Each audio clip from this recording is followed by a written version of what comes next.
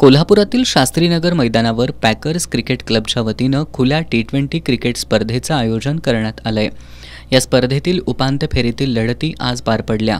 आज पहिला उपांत्य सामना सेंट्रल जीएसटी पुणे विरुद्ध कोल्हापूर जिल्हा क्रिकेट असोसिएशन यांच्यात झाला।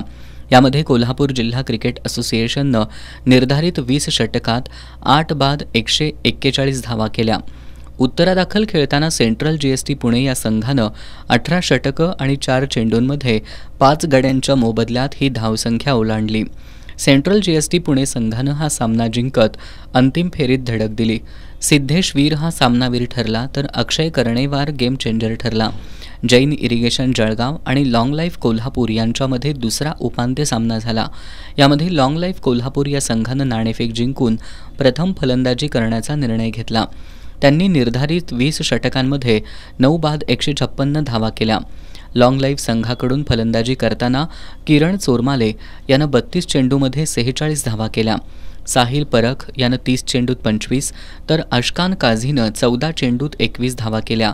जैन इरिगेशन जळगाव या संघाकडून गोलंदाजी करताना शुभम शर्मानं 4 तर राहुल निंभोरेनं 2 बळी घेतले। प्रत्युत्तरादाखल खेळताना जैन इरिगेशन जळगाव या संघानं 19 षटकं आणि 1 चेंडूत 4 गड्यांच्या मोबदल्यात ही धावसंख्या ओलांडली। जैन इरिगेशनकडून फलंदाजी करताना नीरज जोशी यानं 33 चेंडूत 46, शुभम शर्मानं 14 चेंडूत 26 तर वैभव चौगुलेनं 19 चेंडूत 25 धावा केल्या।